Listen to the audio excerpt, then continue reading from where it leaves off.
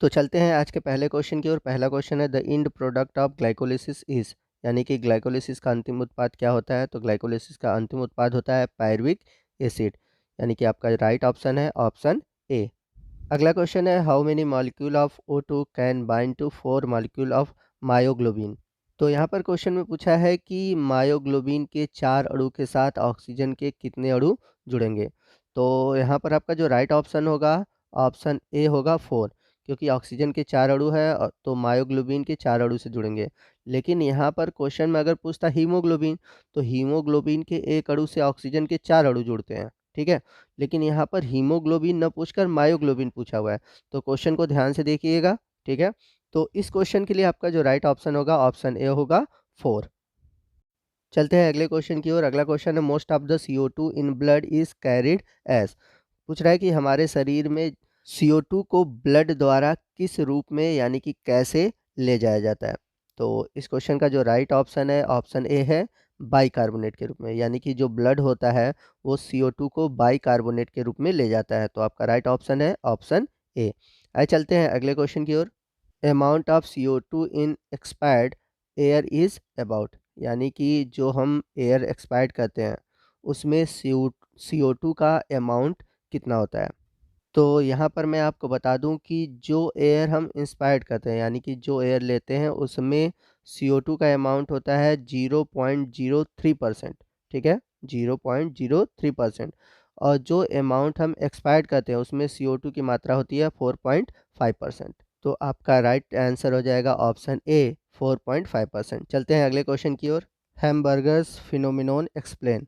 तो जो हैमबर्गर फिनोमिनेंस है ये किसको एक्सप्लेन करता है। तो इसका जो राइट ऑप्शन है ऑप्शन ए है क्लोराइड शिफ्ट को।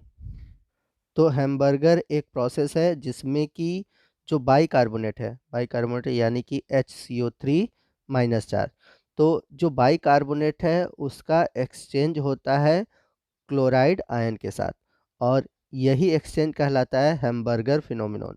अब ये क्लोराइड शिफ्ट चलता कहाँ है, तो जो आरबीसी की मेम्ब्रेन है, आरबीसी के मेम्ब्रेन में ही क्लोराइड शिफ्ट चलता है, यानी कि बाइकार्बोनेट और क्लोराइड के बीच एक्सचेंज होता है, और यही फिनोमिनॉन कहलाता है हैमबर्गर फिनोमिनॉन। आइए चलते हैं अगले क्वेश्चन की ओर। Chloride shift occur in response to. तो अभी प्रीवियस क्वेश्चन में हमने देखा कि जो क्लोराइड शिफ्ट था उसमें एक था क्लोराइड और दूसरा था बाइकार्बोनेट, यानी कि जो क्लोराइड शिफ्ट होता है वो बाइकार्बोनेट और क्लोराइड के बीच क्या होता है, शिफ्ट होता है। तो यहाँ पर आपका जो राइट ऑप्शन है ऑप्शन डी है बाइकार्बोनेट। अगला क्वेश्चन है the blue baby syndrome result from. तो जो जन्मजात बच्चे हैं उनमें जो ब्लू बेबी सिंड्रोम होता है किसके कारण होता है, यानी किसके रिजल्ट से होता है।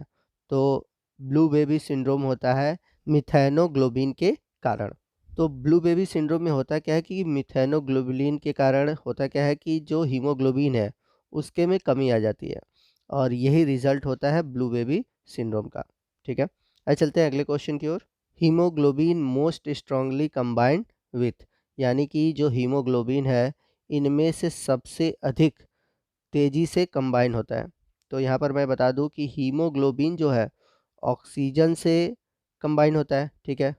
अगर ऑक्सीजन से कंबाइन होता है और ऑक्सीजन की तुलना में अगर देखा जाए 20 गुना तेज़ी से कंबाइन होता है CO2 के साथ, और लगभग 200 गुना तेज़ी से कंबाइन होता है कार्बन मोनोऑक्साइड के साथ। यानी कि हीमोग्लोबिन जितने समय में एक ऑक्सीजन से जुड़ेगा उतने समय में 20 CO2 से जुड़ेगा, और उतने ही समय में 200 अणु कार्बन मोनोऑक्साइड के साथ जुड़ेगा। तो यहाँ पर हमारा जो राइट ऑप्शन है ऑप्शन ए है कार्बन मोनोऑक्साइड। आइए चलते हैं अगले क्वेश्चन की ओर। अगला क्वेश्चन है एम्फिज़मा इज़ ए कंडीशन इन विच, यानी कि आपको बताना है कि जो एम्फिज़मा कंडीशन है इनमें से किसके वजह से होता है। तो आप चारों ऑप्शन पढ़ लीजिएगा। इसमें जो आपका जो राइट ऑप्शन है ऑप्शन डी है the wall of separating the alveoli break, यानी कि जो एल्वलाई होता है उसकी जो वॉल होती है वो ब्रेक हो जाती है, उसके ब्रेक होने से होता है एम्फिज़मा।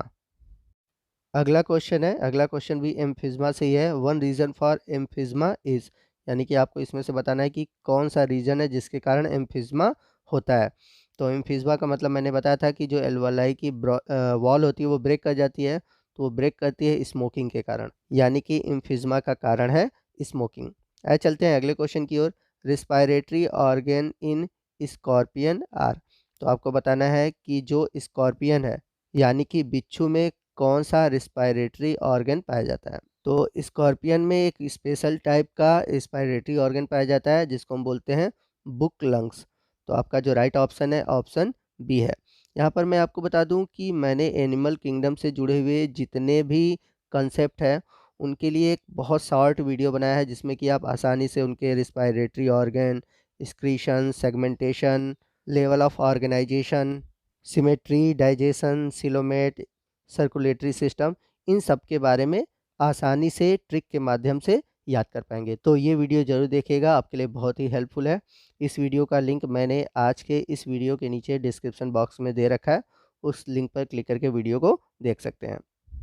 चलते हैं अगले क्वेश्चन की ओर। अगला क्वेश्चन है ड्यूरिंग इंस्पिरेशन द डायफ्राम। तो क्वेश्चन में पूछ रहा है कि जब इंस्पिरेशन करते हैं यानी कि अंदर की ओर हवा लेते हैं तो डायफ्राम में क्या बदलाव होता है? रिलैक्स करता है, कॉन्ट्रैक्ट करता है, एक्सपेंड करता है या फिर कोई चेंज नहीं होता? तो यहाँ पर मैं बता दूँ कि इंस्पिरेशन के दौरान जो डायफ्राम है वो कॉन्ट्रैक्ट और फ्लैट हो जाता है। तो आपका जो राइट ऑप्शन है ऑप्शन बी है। नेक्स्ट क्वेश्चन है CO2 इज़ ट्रांसपोर्टेड एज। तो जो CO2 है ब्लड के साथ किस रूप में ट्रांसपोर्ट होता है? तो ये ट्रांसपोर्ट होता है, ऑप्शन डी है यहाँ पर सही आपका, as carbamino haemoglobin and bicarbonate. अगला क्वेश्चन है Bohr effect is the effect of. तो यहाँ पर आपका जो राइट ऑप्शन हो जाएगा option B, CO2 on oxy haemoglobin, यानी कि ऑक्सी हीमोग्लोबिन के साथ जब CO2 जुड़ता है वही इफेक्ट कहलाता है बोहर इफेक्ट। ऑप्शन बी आपका सही है। चलते हैं अगले क्वेश्चन की ओर। अगला क्वेश्चन है the chemical formula of oxy haemoglobin is. तो आपको ऑक्सी हीमोग्लोबिन का केमिकल फार्मूला बताना है। तो हीमोग्लोबिन के साथ, यानी कि हीमोग्लोबिन के एक अणु के साथ जब ऑक्सीजन के 4 मॉलिक्यूल जुड़ जाते हैं तो उसे हम बोलते हैं ऑक्सी हीमोग्लोबिन, और इसका फार्मूला होता है HbO2 4, यानी कि आपका जो राइट ऑप्शन है ऑप्शन ए है। तो यहाँ पर देख सकते हैं Hb मतलब हीमोग्लोबिन और O2 के नीचे क्या लिखा हुआ है 4, यानी कि ऑक्सीजन के 4 अणु जुड़े हुए हैं। अगला क्वेश्चन है dissociation of oxy haemoglobin can be promoted by. यानी कि ऑक्सी हीमोग्लोबिन के ब्रेक करने में, यानी कि तोड़ने में कौन सहायता करता है, कौन इसको प्रमोट करता है? तो जब हीमोग्लोबिन से ऑक्सीजन जुड़ा होता है तो उसको ब्रेक करने के लिए शरीर में हायर कंसंट्रेशन ऑफ CO2 होना चाहिए। तो जब CO2 का कंसंट्रेशन अधिक होता है तो जो ऑक्सी हीमोग्लोबिन होता है उससे ऑक्सीजन अलग हो जाता है। तो यहाँ पर आपका जो राइट ऑप्शन है ऑप्शन बी है, high partial pressure of CO2। यानी कि जब CO2 का पार्शियल प्रेशर हायर हो जाएगा तो जो ऑक्सी हीमोग्लोबिन है वो डिसोसिएट हो जाएगा। आइए चलते हैं अगले क्वेश्चन की ओर। अगला क्वेश्चन है amount of O2 normally carried by 100 ml of pure blood. यानी कि 100 ml अगर प्योर ब्लड है तो वो कितने ऑक्सीजन, यानी कि कितने ml ऑक्सीजन को कैरी करेगा? तो आपका जो राइट ऑप्शन है ऑप्शन बी है 20 ml, यानी कि 100 ml pure blood 20 ml oxygen को कैरी करता है। चलते हैं अगले क्वेश्चन की ओर। In the process of transport of CO2 which phenomenon occur between RBC and plasma. तो जब CO2 का ट्रांसपोर्ट होता है तो RBC और प्लाज्मा के बीच कौन सा प्रोसीजर चलता है? तो इस टॉपिक से रिलेटेड मैंने अभी एक क्वेश्चन सॉल्व कराया हुआ है, आप ने देखा है, तो आप हमें कमेंट करके बताइए कि इस क्वेश्चन का राइट आंसर क्या होगा। अगला क्वेश्चन है tidal volume in human being is, यानी कि बताना है कि मानव में जो टाइडल वॉल्यूम है वो कितना होगा। तो मैं आपको बता दूं कि इसका जो राइट ऑप्शन है ऑप्शन डी है 500 ml। The amount of air breath in and out with the greatest possible effort is called. तो इसका जो राइट ऑप्शन है ऑप्शन ए है रेजिडुअल वॉल्यूम।